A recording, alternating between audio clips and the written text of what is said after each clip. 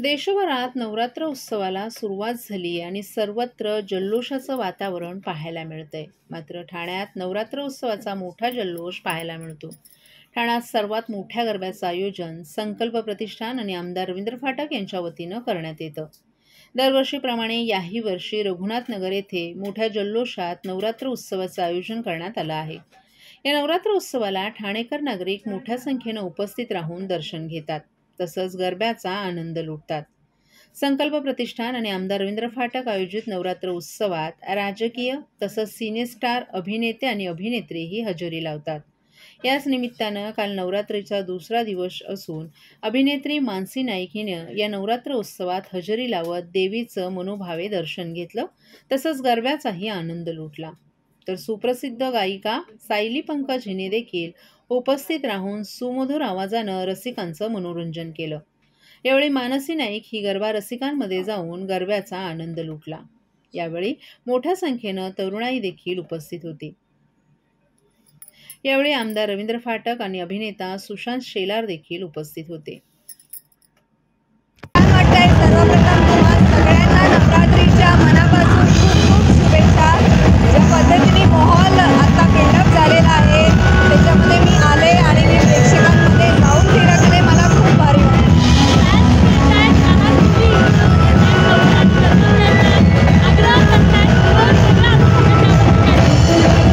खरं हेच तर कलाकारासाठी प्रेम असतं, त्यामुळे मला म्हणजे मी स्वतःला खूप लकी मानते त्या बाबतीत आणि आय फील व्हेरी ब्लेस्ड.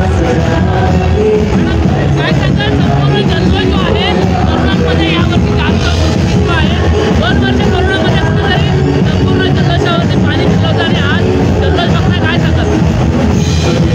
खरं जल्लोष खूपच आहे, कारण आता आपण कोविडच्या बाहेर आलेलो आहोत आणि अगदी एक भारतीय नागरिक म्हणून सगळे एकमेकांची काळजी घेतात, स्वतःची काळजी घेतात, कुटुंबाची काळजी घेतात आणि ते फक्त आपले महाराष्ट्राचे जे काही सण आहेत त्या सणात आपण सगळ्यांनी आवर्जून भाग घ्यावा. आणि मी एक स्वतः महाराष्ट्रीयन असल्याचा मला गर्व आहे. मॅडम, हे नवीन मुख्यमंत्र्यांनी जे आहे भरपूर मोठ्या प्रमाणात नागरिकांना सूट दिलेली आहे, त्याबद्दल काय सांगाल? तसं नाही आहे, आपण काळजीपूर्वक सगळीकडे सण साजरे करत आहोत. मॅडम, बेटी बचाव अभियानाअंतर्गत मुख्यमंत्र्यांनी कालच नवीन हे पास केले. मुलगी झाली की तिच्या अकाउंटला 1 लाख रुपये जमा होणार आहे आणि ती जशी शिकत जाईल तशी ती अमाऊंट वाढत जाणार आहे. काय वाटतं याबद्दल आपल्याला? मला कमेंट करायला प्रॉब्लेम नाही, पण याची पूर्ण माहिती मला नाही आहे. मी पूर्ण माहिती दिल्यावर याच्यावर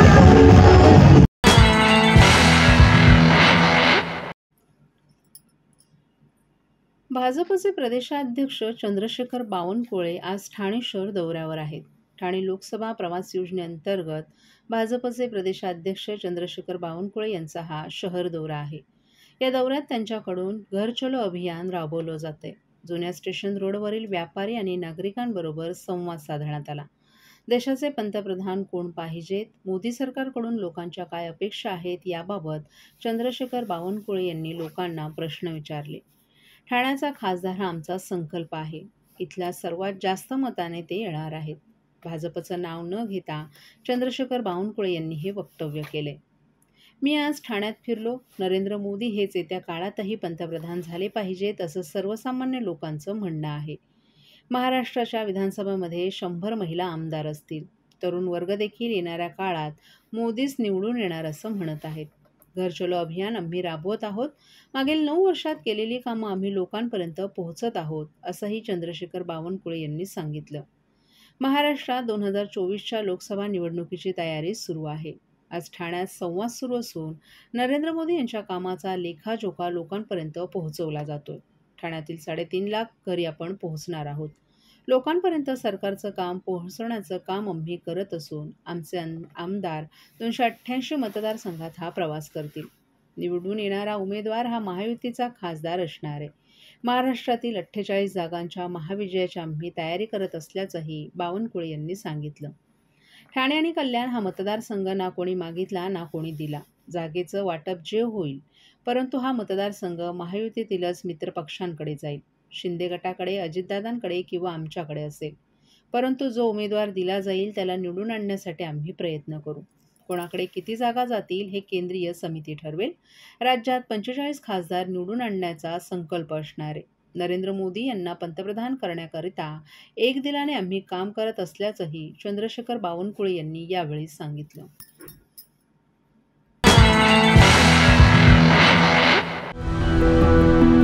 मैं घर घर जाके काम करती हूँ और मेरे हस्बैंड ऐसी बेलदारी मजदूरी करते हैं।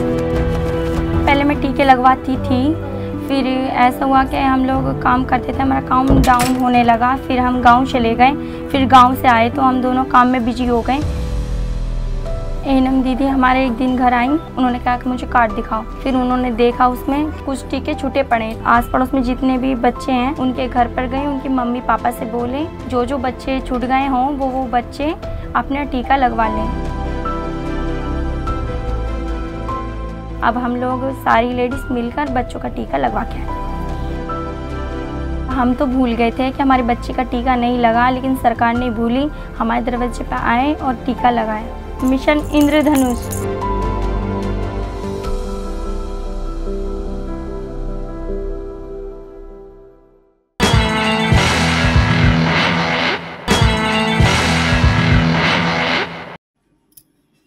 एक सामान्य शिवसैनिक म्हणून आपण ठाण्यात येऊन टेंभी नाक्याच्या देवीचं दर्शन घेतलं. देवी ही शक्तीची आणि ऊर्जेची देवी आहे. महिषासुराचं मर्दन करणारी असून आपल्याला वाटतं की महाराष्ट्रात जे जे महिषासूर निर्माण झालेत त्यांचं मर्दन केल्याशिवाय देवी राहणार नाही, असा टोला राज्याचे विरोधी पक्षनेते अंबादास दानवे यांनी राज्यातील सत्ताधाऱ्यांना नाव न घेता लगावलाय.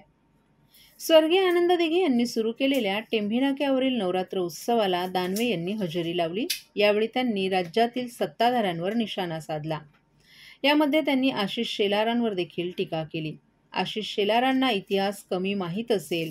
आज एनडीएमध्ये कोणकोणते पक्ष, कोणत्या विचारांचे पक्ष सामील आहेत हे सुद्धा त्यांनी जाहीर करावं. अटलजींनी जेव्हा सरकार स्थापन केलं तेव्हा मुलायमसिंग होते, फर्नांडिस होते, ते कोणत्या विचारांचे होते? मधु दंडवते होते, ते कोणत्या विचारांचे होते? हे सर्व समाजवादी विचारांचे होते आणि म्हणूनच आशिष शेलारांनी इतिहास तपासावा. भाजपला पराभूत करण्यासाठी सर्व पक्ष एकत्र येत असतील तरी शेलारांच्या वक्तव्याचा फार विचार करण्याची गरज नसल्याचंही दानवे यांनी सांगितलं. मागील वर्षी वातावरण वेगळं होतं, मात्र यावेळी दसरा मेळावा ऐतिहासिक होणार आहे. वाजत गाजत गुलाल उधळत शिवसैनिक येणार आहेत. आमच्यात कोणत्याही प्रकारचे गट नाहीत. खरी शिवसेना आमचीच असून बाकी डुप्लिकेट शिवसेना असल्याचा टोलाही त्यांनी शिंदे गटाला लगावलाय. आमचा एक नेता, एक झेंडा, एक मैदान असल्याचंही दानवे यांनी यावेळी स्पष्ट केलं. मराठ्यांना आरक्षण देण्याचं आश्वासन स्वतः मुख्यमंत्री एकनाथ शिंदे यांनी जरांगे पाटलांना दिलं आहे. आपण देखील मराठवाड्यातील असून आपल्याला या आश्वासनांची चांगलीच माहिती आहे. आपण मराठवाड्यातील लोक या आश्वासनांच्या पूर्ततेची वाट बघत असल्याचंही दानवे यांनी सांगितलं. आझाद मैदानावर शिंदे गटाचा मेळावा होत असल्याचं प्रसारमाध्यमांच्या प्रतिनिधींनी अंबादास दानवे यांच्या निदर्शनास आणून देताच उद्धव ठाकरे यांच्या नेतृत्वाखालील शिवसेना हीच ओरिजिनल असल्याचं त्यांनी सांगितलं. आझाद मैदानावर जमणारे ते डुप्लिकेट लोक असल्याचा टोलाही त्यांनी लगावला. बैठका रुटीन संघटनेच्या होत असतात. मेळावा एक ऐतिहासिक होणार आहे.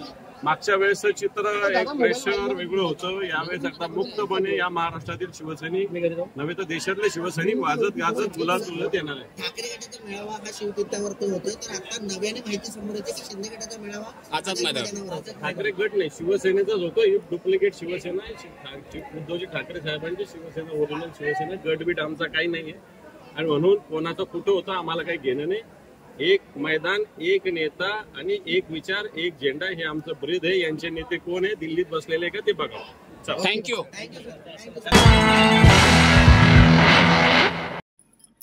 महाराष्ट्रातील महानगरपालिका, नगरपालिका, कामगार कर्मचारी संघटना फेडरेशनची बैठक काल कामगार नेते रवी राव यांच्या अध्यक्षतेखाली ठाणे येथील म्युनिसिपल लेबर युनियनच्या कार्यालयात संपन्न झाली. या बैठकीत राज्यातील सर्वच महानगरपालिका, नगरपालिकेतील वेगवेगळ्या संघटनांचे पदाधिकारीही हजर होते.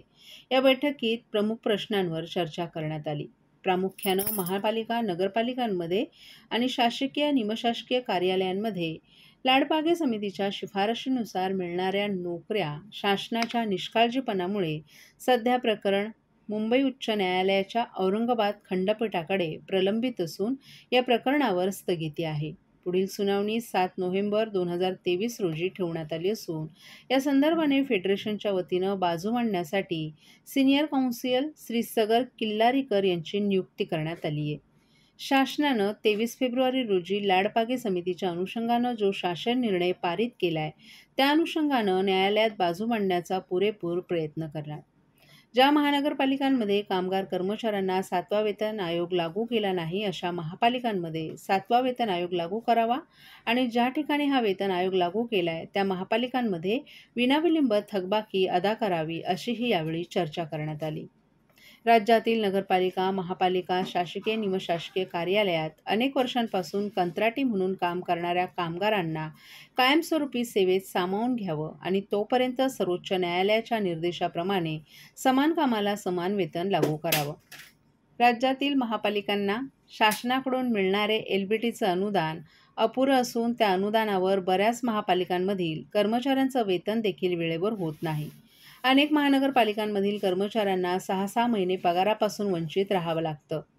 अपुत्रा अनुदानाअभावी शहराच्या अत्यावश्यक सेवेवरही परिणाम होतो.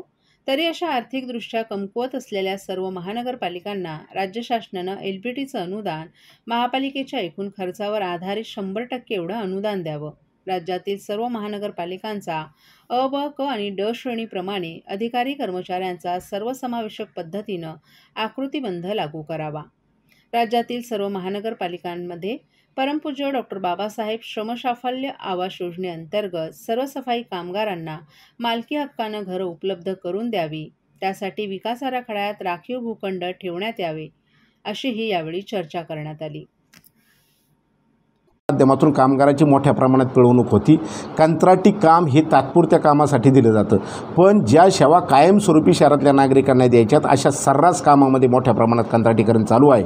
या कंत्राटीकरणाच्या माध्यमातून अनेक तरुणसुद्धा नोकरीपासून वंचित झालेले असून शासनाचा त्यांच्या जीवाशी खेळ चालू आहे. कंत्राटीमध्ये काम करणाऱ्या तरुणांच्या जीवाशी शासन खेळतं आहे. आमचं असं मत आहे की जेवढी कंत्राटीकरणाने आपण पदवरते, आता नव्याने शासनाने 9 कंपन्या तयार करून त्यांच्या माध्यमातून राज्यभर कंत्राटीकरणाचा मोठा खेळ चालू केलेला आहे. तो त्वरित बंद करावा, तो GR रद्द करावा आणि राज्यातल्या सर्वच महानगरपालिका नगरपालिकेमध्ये जी पदं रिक्त आहेत त्या ठिकाणी कायम कर्मचारी भरण्यात यावे. याशिवाय कंत्राटी कामगार जे आता सध्या जवळजवळ सगळ्याच राज्यातल्या महानगरपालिकेमध्ये 30 ते 40% कंत्राटी कामगारांच्या माध्यमातून काम चालतं आहे. या सर्व कंत्राटी कामगारांना कायम करण्यात यावं. डॉक्टर बाबासाहेब आंबेडकर श्रम साफल्य योजनेच्या माध्यमातून सर्व महानगरपालिकेतल्या आरोग्य कर्मचाऱ्यांना घरं उपलब्ध करण्याच्या दृष्टीने त्या ठिकाणी भूखंड उपलब्ध करून द्यावेत. अशा अनेक मागण्या घेऊन आम्ही येत्या माननीय मुख्यमंत्र्यांना, उपमुख्यमंत्र्यांना आम्ही आज पत्रव्यवहार करतो आहे आणि या पत्रव्यवहारासंदर्भात आम्ही त्या पत्रामध्ये असं नमूद केलेलं की आपण 2 तारखेपर्यंत आम्हाला चर्चेकरता वेळ द्यावी आणि हे प्रश्न सोडवावे. याशिवाय मग आमचा जुन्या पेन्शनचा प्रश्न असेल की याच्या संदर्भामध्ये माननीय मुख्यमंत्र्यांनी आमच्या राज्य शासनातील सर्वच कर्मचाऱ्यांना व महापालिकेच्या कर्मचाऱ्यांना आश्वासित केलं होतं की आम्ही तुम्हाला जुनी पेन्शन लागू करू, पण अजून ती लागू झालेली नाही. या विषयासंदर्भात माननीय मुख्यमंत्री महोदय आणि उपमुख्यमंत्री महोदयांनी येत्या 2 तारखेपर्यंत आमच्या फेडरेशनबरोबर चर्चा करावी आणि 2 तारखेपर्यंत कसल्याही प्रकारची चर्चा झाली नाही तर या 2 तारखेला आम्ही राणीच्या बागेपासून मंत्रालयावरती लाँग मार्च काढणार आहे. या लाँग मार्चमध्ये महाराष्ट्रातल्या 27 महानगरपालिका, 239 नगरपालिका, नगरपरिषदा याच्यातल्या हजारो लाखो कर्मचारी या लाँग मार्चमध्ये सहभागी होणार आहे आणि निश्चितच या लाँग मार्चमध्ये आमची पुढील आंदोलनाची दिशा आम्ही सर्व कर्मचाऱ्यांच्या संमतीने ठरवणार आहोत. पुढली दिशा आमची 2 नोव्हेंबरला ठरवली जाणार.